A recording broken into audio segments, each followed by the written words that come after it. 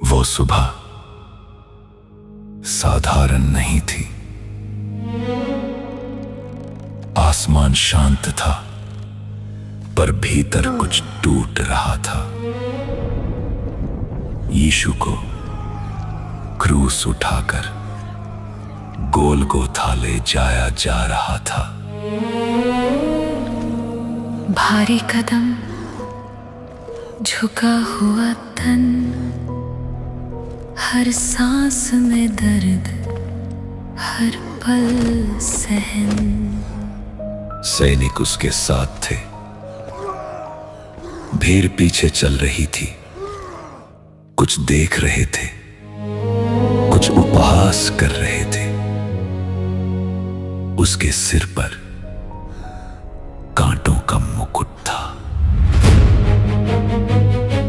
जिसने अंधों को दृष्टि दी, आज वही गिरता जाता है। जिसने जीवन का मार्ग दिखाया, वो क्रूस उठाता जाता है। और वे उस स्थान पर पहुंचे जिसे गोलगोथा कहा जाता है। वहां उन्होंने उसे क्रूस पर चढ़ाया। उसके हाथ और पैरों में कीलें ठोकी गईं।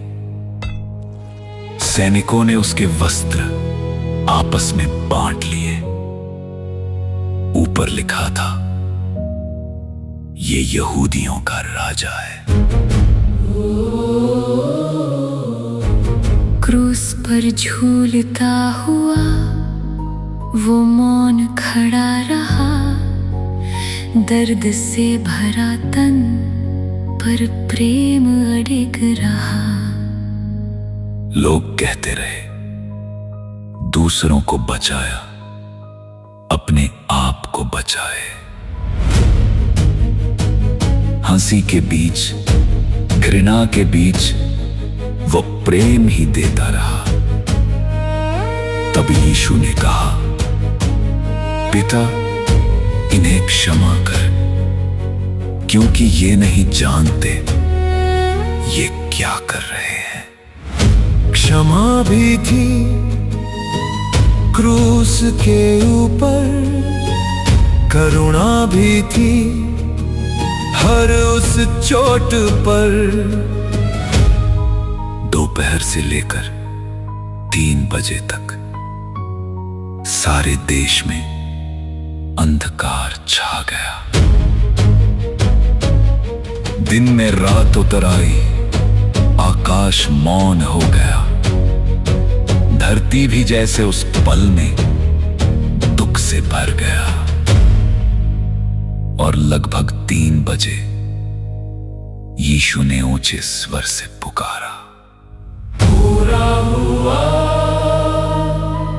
समाप्त नहीं, पूर्ण हुआ। हर वचन अब सच हुआ। प्रेम ने मृत्यु को छू लिया, क्रूस पर जीवन लिख दिया। और ये कहकर उसने अपनी आत्मा पिता के हाथों में सौंप दी। शांत हुआ सब, पर कहानी नहीं।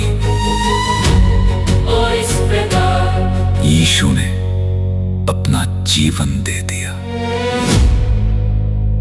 क्योंकि परमेश्वर ने जगत से ऐसा प्रेम रखा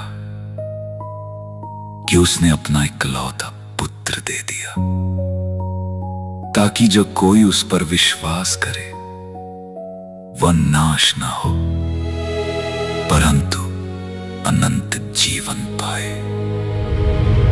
क्रूस पर जो हुआ वारत नहीं था। प्रेम की कहानी अब शुरू हुई थी। और तीसरे दिन कुछ ऐसा हुआ जिसने संसार को बदल दिया। वह जीवित है।